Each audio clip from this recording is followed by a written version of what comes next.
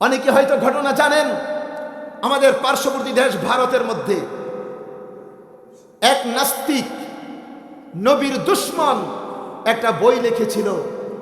বইয়ের নাম ছিল রঙ্গিলা রাসূল। আপনারা কি জানেন? বইয়ের নাম ছিল রঙ্গিলা রাসূল। আমাদের রসুলকে ব্যঙ্গ করে একটা বই লিখছে। এই রঙ্গিলা রাসূল বই লেখার কারণে সারা বিশ্বের মুসলমানদের কলিজার মধ্যে আগুন লেগেছিল।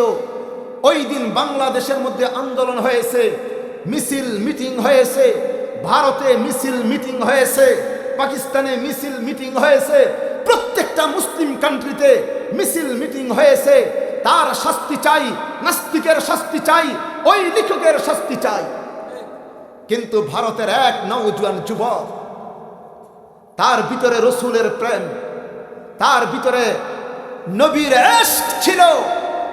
বলতেছে, হায় রে, ভারত, বাংলাদেশ, পাকিস্তান সহ বিভিন্ন মুসলিম কান্ট্রির মধ্যে আন্দোলন হবে, আর তার জন্য মামলা হবে, আদালতে রায় হবে, তারপরে তার বিচার হবে। আমি একজন আশিকে রাসূল, এতক্ষণ পর্যন্ত ধৈর্য ধরে থাকতে পারবো না। আমার রসুলকে বকা দিয়েছে, আমি ধৈর্য ধরতে পারবো না। বাসায় গিয়েছে, মা, এক নাস্তিক আমার নবীকে বকা দিয়েছে। মা গো, এক নাস্তিক বেঈমান আমার নবীর বিরুদ্ধে বই লিখেছে। মা, তুমি যদি আমাকে বিদায় দাও, আমি তাকে দুনিয়া থেকে বিদায় করে দিব। মা গো, এর কারণে যদি আমার ফাঁসিতে ঝুলতে হয়, আমি দুনিয়া থেকে বিদায় হয়ে যাব। মা, তুমি কি আমাকে বিদায় দাও?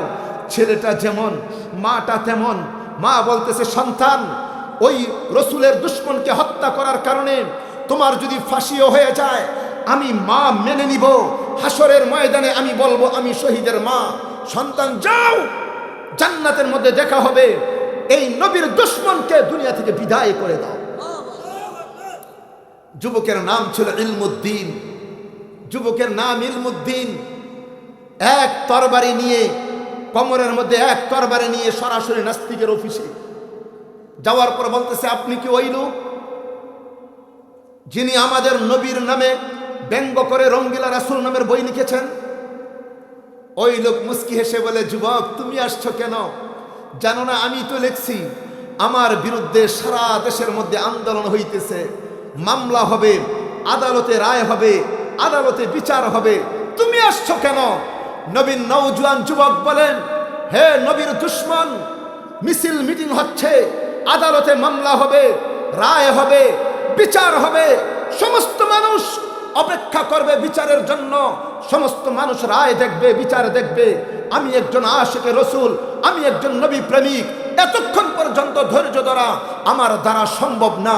আমি এখন তোর বিচার করব। এই কথা বলে ছুরি বের করে আল্লাহু আকবার বলে সাথে সাথে নাস্তিককে দুনিয়া থেকে বিদায় করে দিয়েছে। দোস্ত শোনেন, লম্বা কাহিনী আমি বলবো না, কিন্তু সে তো ধরা পড়ে গেল। ধরা পড়ার পরে তার নামে মামলা হলো। মামলা যখন হয়ে গেল, তার পক্ষের উকিল, তার বিপক্ষের উকিল, তার পক্ষের উকিলরা বলতেছে, হে ইলমুদ্দিন, তুমি আদালতের মধ্যে গিয়ে বলবা, আমার একমাত্র মা, আমার মার আমি ছাড়া আর কেউ নাই, বাবা নাই, ভাই নাই, আত্মীয় স্বজন নাই, আমি শুধু একা, আর কেউ নাই। শোনেন, আমি যখন নাস্তিককে মেরেছি তখন আমি পাগল ছিলাম, আমার ব্রেন ঠিক ছিল না। তুমি এই কথা বলবা, আমরা তোমার পক্ষে রায় নিয়ে আসবো, তোমাকে ছুটে নিয়ে আসবো। কিন্তু ইলমুদ্দিন এক যুবক, যার সিনার মধ্যে নবীর প্রেম, যার সিনার মধ্যে ঈমান, উকিলকে বলতেছে, না না না, আমি মিথ্যা বলবো না, আমি আশিকে রসুল, নবীর প্রেম, নবীর ভালোবাসা নিয়ে নবীর দুশ্মনকে হত্যা করেছি। আমি মিথ্যা বলার জন্য নয়, প্রয়োজনে ফাঁসিতে ঝুলবো, মিথ্যা বলবো না, মিথ্যা বলবো না। আমার ভাইয়েরা, সে সত্য কথা বলেছে। আমি সজ্ঞানে নবীর আশিক হয়ে নবীর দুশ্মনকে হত্যা করেছি। এইবার মামলা হয়ে গেল, মামলার মধ্যে রায় হয়ে গেল, এই ইলমুদ্দিনের ফাঁসি। রায় হলো কি? ইলমুদ্দিনের ফাঁসি। যখন ফাঁসি, কয় তারিখ? 1 তারিখ ফাঁসি। রাত কয়টা? রাত 12টার সময় ইলমুদ্দিনের ফাঁসি। ও দোস্ত, নবীন নওজোয়ান যুবক, শোনো, ফাঁসির আসামি ফাঁসি দেওয়ার পূর্বে তারা চিৎকার করে, কান্না করে, অস্থির হয়ে যায়, হারে মাফ করে দাও, আমারে ছেড়ে দাও, আমাকে মাফ করে দাও। তারা বাঁচার জন্য চিৎকার করে, চিৎকার করে কিন্তু নবীর আশেক ইলমুদ্দিন সে তো চিৎকার করে নাই, হ্যাঁ চিৎকার করেছিল ফাঁসির 2 ঘন্টা আগেই চিৎকার করে বলতেছে, ও জল্লাদ, ও জল্লাদ, তোমরা কোথায়? তাড়াতাড়ি আসো, জলদি করে আসো, আমাকে ফাঁসি দিয়ে দাও, আমাকে ফাঁসি দিয়ে দাও। ইলমুদ্দিন ফাঁসির জন্য পাগল হয়ে গেছে, পাগল হয়ে গেছে। মানুষ তো বুঝতে পারে না ইলমুদ্দিন ফাঁসির জন্য পাগল হয়ে গেল কেন। আরে ভারতের উলামায়ে কেরাম তখন বলছেন, শোনো শোনো, তোমরা হয়তো জানো না, তোমরা হয়তো বুঝো না, ইলমুদ্দিন ছিল আশিকে রসুল। ইলমুদ্দিনের সিনার মধ্যে ছিল নবীর প্রেম, নবীর ভালোবাসা, কোরআনের প্রেম, কোরআনের ভালোবাসা।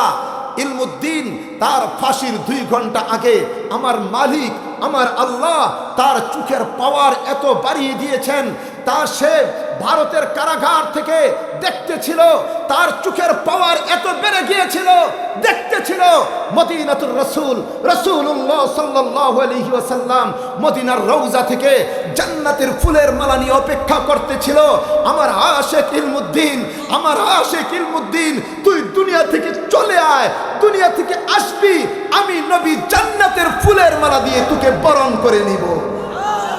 এই জন্য ইলমুদ্দিন তো পাগল হয়ে গেছে, মরার জন্য পাগল, ফাঁসির জন্য পাগল। ইমানদার মুসলমান তারা মৃত্যুকে ভয় পায় না, মৃত্যুকে তারা হাসির মুখে বরণ করে, মৃত্যুকে হাসির মুখে আলিঙ্গন করে। বলেন ঠিক কি ঠিক না? দোস্ত, আপনারও মরতে হবে, আমাকেও মরতে হবে, তবে আমরা ঈমান নিয়ে মরতে চাই। বলেন ঠিক কি ঠিক না? আর আমরা ভয় করব শুধু একজনকে। বলেন কাকে? আল্লাহ। আরো জোরে, আরো জোরে, কাকে ভয় করব? डरते नहीं दुनिया में मुसलमानों किसी से, डरते नहीं दुनिया में मुसलमानों किसी से, जब मिल गई दौलत तो ईमान नबी से, जब मिल गई दौलत तो ईमान नबी से, सारे दुनिया हूँ मुखालिफ फिर नहीं नुकसान है, डर नहीं है गम नहीं है जब खुदा रहमान है। चित्कार मेरे बोली ना अल्लाहु আকবার। এ ভাই বাবা, অল্প দিনের জিন্দেগি যদি আল্লাহকে ভয় করতে পারি, আমার আল্লাহ দুনিয়ার মধ্যে আপনাকে আমাকে আল্লাহ বাঁচাইবেন, জাহান্নামের আগুন থেকেও বাঁচাইবেন। বলেন ঠিক কি ঠিক না?